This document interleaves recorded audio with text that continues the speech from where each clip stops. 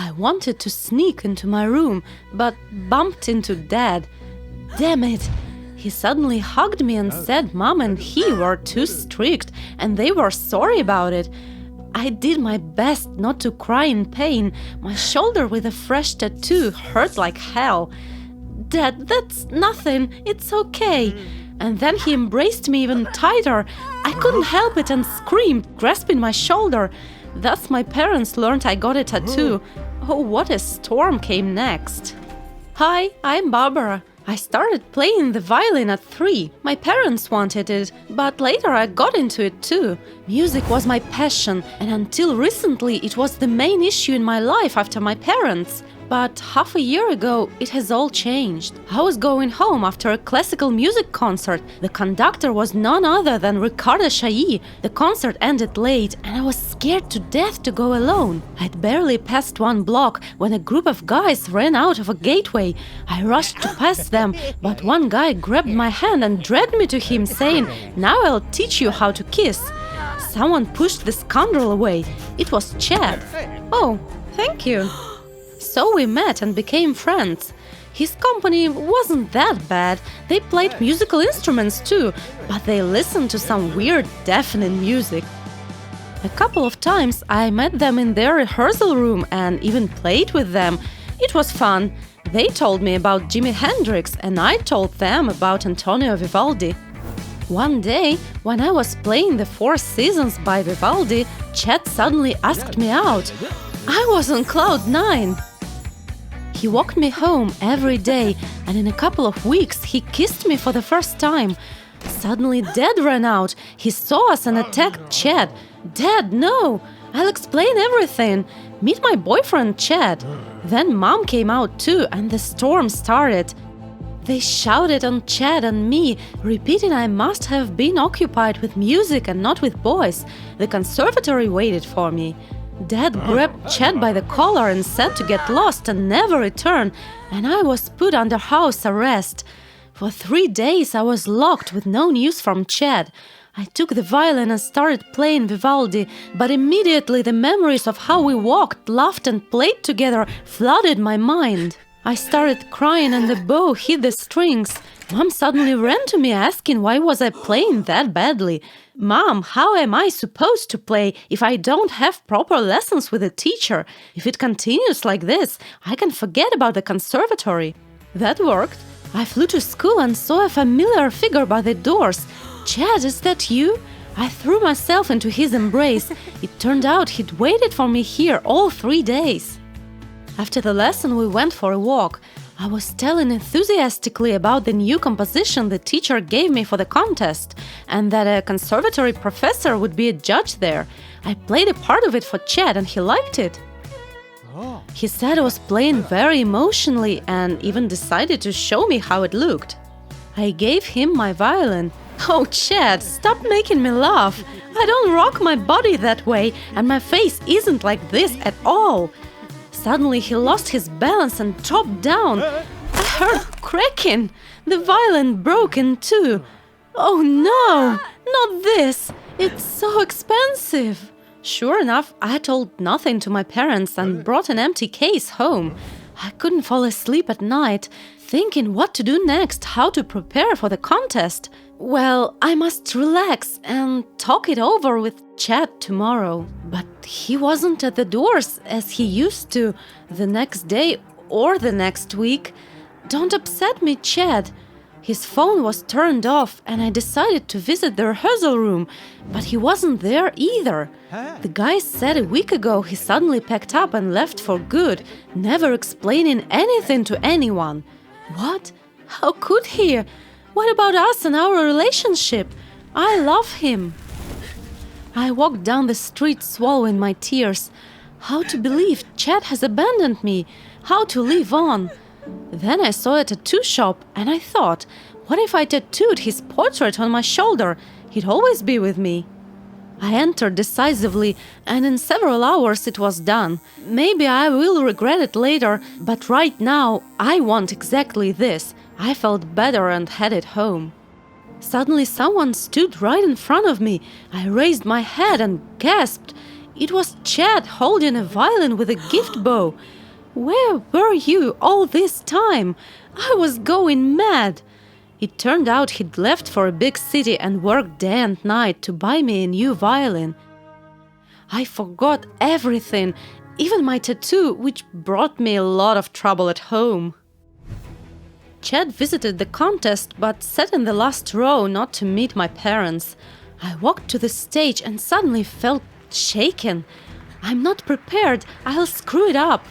But I must do my best not to upset Mom and Dad. After my performance, the professor jumped to his feet first, applauding and shouting bravo. Oh no! I got the main prize, which meant the conservatory would take me in without any exams.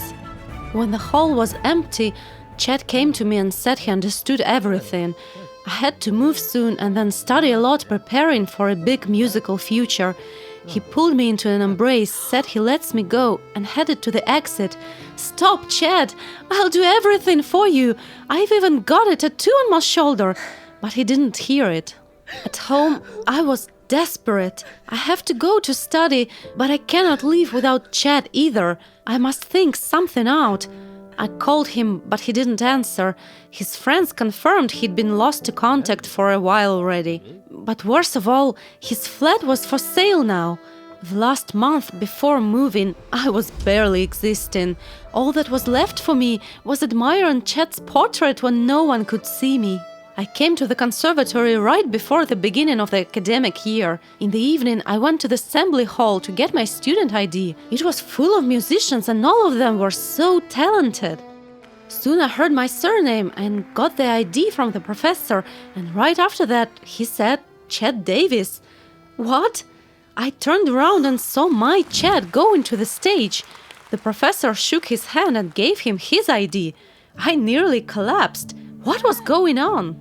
Chad took me to the corridor and said that after the concert, he'd decided to move here and take lessons from the best teacher to enter the conservatory and study there with me, so that we'd never part again. How much I love you. Look, I didn't have time to show you yet. I got your portrait tattooed on my shoulder.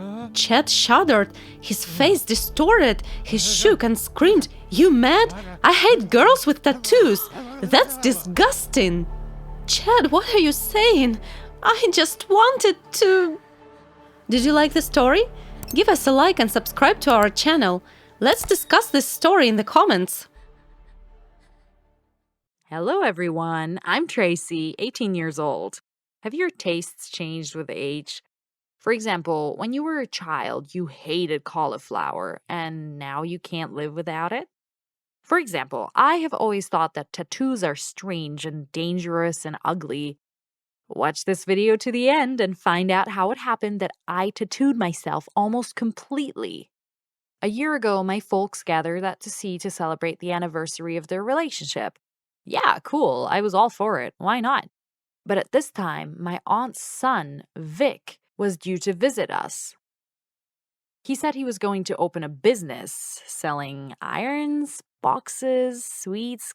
Come on, guys, I don't know. And he would stay with us until he figured out where he would live.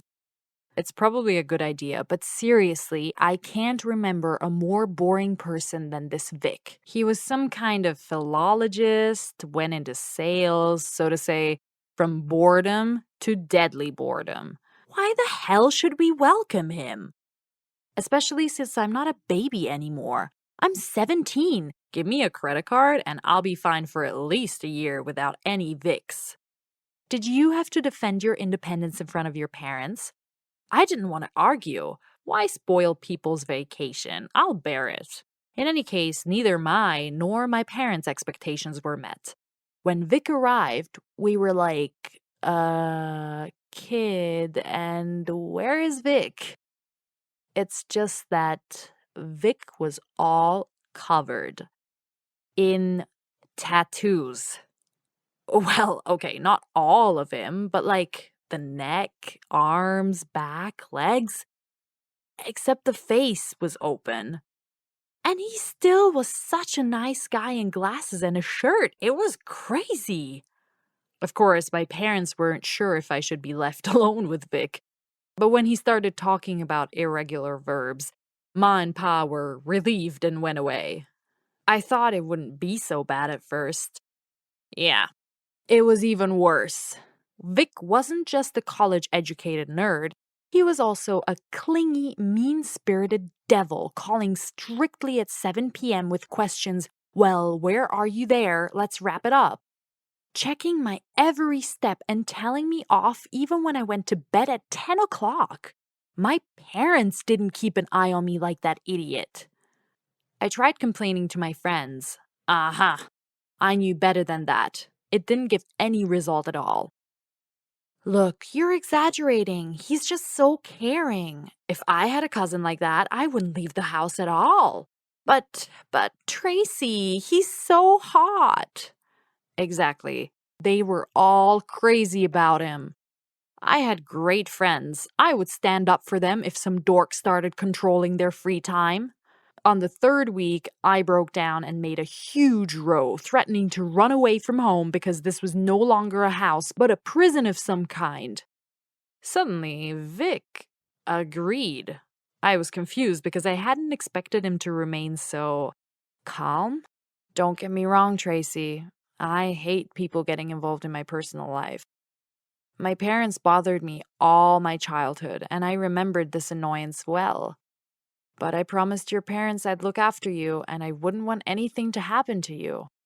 Have you ever had a relationship in your life that started with a terrible enmity and eventually led to friendship? Once Vic apologized, everything turned upside down. I gave him my word that I would not indulge in thrash and debauchery, at least without his participation, yo ho ho. And I would send him photos, call him back. Anyway, I would let him know that everything was okay with me.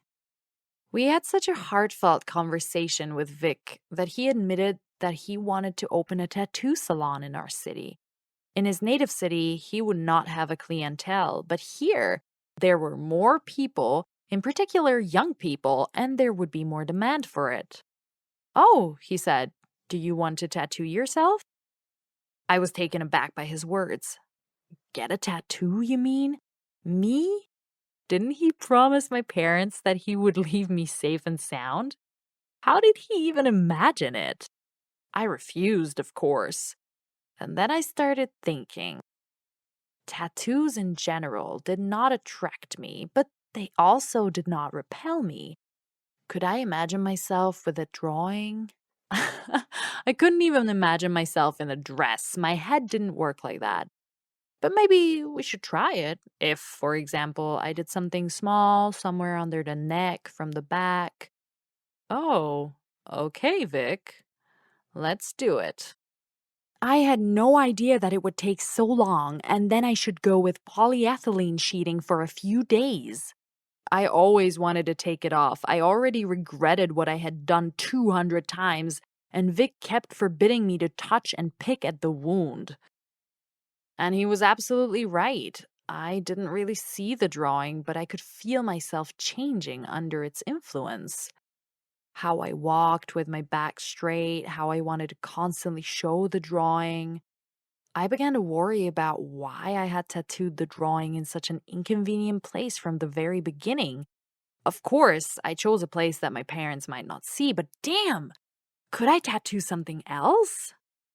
I avoided the thought until the last moment, tried not to think about it, but everything around me seemed to say, come on, Tracy, make up your mind. It's so easy.